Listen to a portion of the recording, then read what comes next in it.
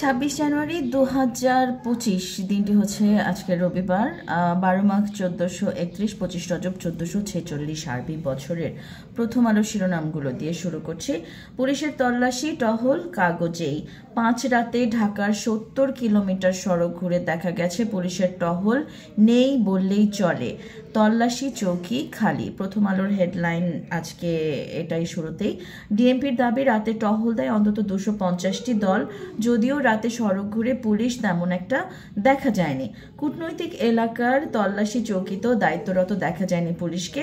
রাজধানীতে গুলি ও কুপিয়ে জখম করে ছিনতাইয়ের ঘটনা ঘটছে, এবং শুধু ছিনতাই কেন, আরও অনেক ধরনের ঘটনাই ঘটছে। এবং দেশের আইন শৃঙ্খলা ব্যবস্থা যেভাবে ভেঙে পড়েছে এবং সেটা যে আবারও গঠন করার ব্যাপারে উদ্যোগ নেওয়া হচ্ছে না, উল্টো বলা হচ্ছে যে না সবাই যে যার কাজ করছে, সেই ব্যাপারটা বেশি আতঙ্কজনক। আপনারা কাজে নামছেন না, আবার বলছেনও যে হ্যাঁ কাজে আছে সবাই, আর এদিকে দেশে আসলে যেই শৃঙ্খলাটা থাকার কথা সেটা সমানে নষ্ট হয়েই যাচ্ছে। এগুলোর দায়ভার কিন্তু পরবর্তীতে আপনাদের ওপরেই বর্তাবে।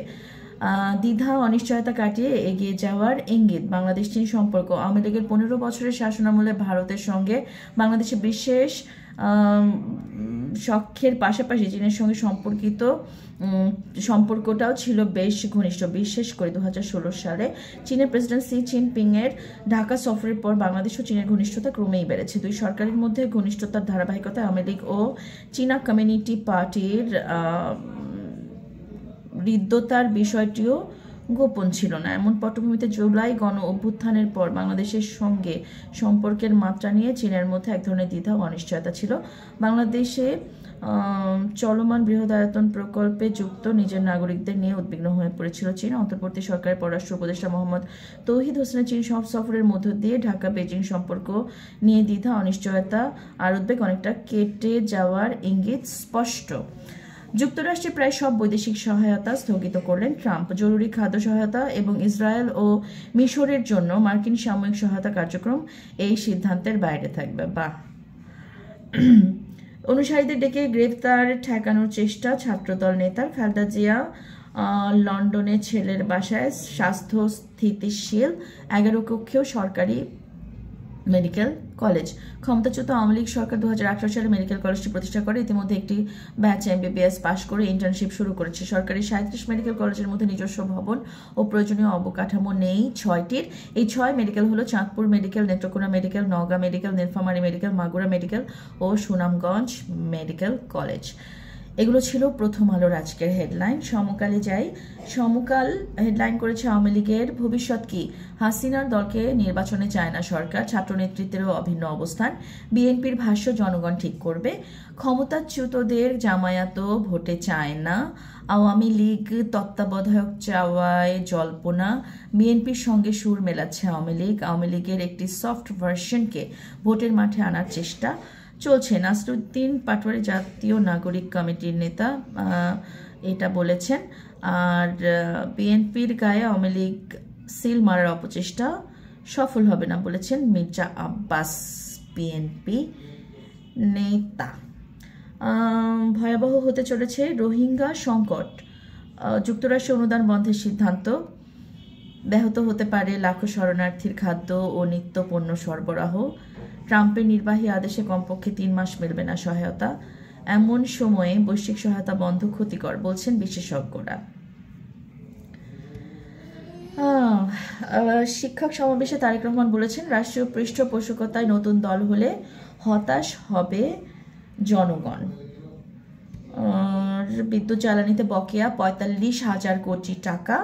চলতি মাসে উল্লেখযোগ্য অংশ না দিলে জ্বালানি আমদানি ব্যাহত হবে। গ্যাস কোম্পানিগুলো পাবে প্রায় 7,000 কোটি টাকা। পাওনা পরিশোধে বিদ্যুৎ ও জ্বালানি বিভাগে কোম্পানিগুলোর চিঠি। এইদিকে গণপ্রজাতন্ত্রী সরকার একটা বিজ্ঞাপন জারি করেছে, গণবিজ্ঞপ্তি। সেটা কি বিষয়ে? অবগতির জন্য জাতীয় রাজস্ব বোর্ড কর্তৃক বাস্তবায়নাধীন প্রকল্পের আওতায় Bangladesh single window BSW system ইতিমধ্যে কার্যকর করা হয়েছে। BSW মূলত একটি অনলাইন প্ল্যাটফর্ম যা ব্যবহার করে একজন আমদানিকারক রপ্তানিকারক পণ্য খালাসের জন্য প্রযোজ্য সব ধরনের সার্টিফিকেট, লাইসেন্স ও পারমিটের জন্য অনলাইনে আবেদন করে স্বয়ংক্রিয়ভাবে CLP সংগ্রহ করতে পারবেন। আচ্ছা, যারা এই ব্যাপারে ইন্টারেস্টেড তারা কিন্তু নিউজটা দেখে নিতে ভুলবেন না। এলএনজি কেনায় চুক্তি মার্কিন কোম্পানির সঙ্গে নানা প্রশ্ন, এটা একটা হেডলাইন। বিতর্ক উস্কে বাংলা একাডেমি পুরস্কার তালিকা স্থগিত, এটা নিয়ে গতকাল থেকে সরগরম সোশ্যাল মিডিয়া। এবং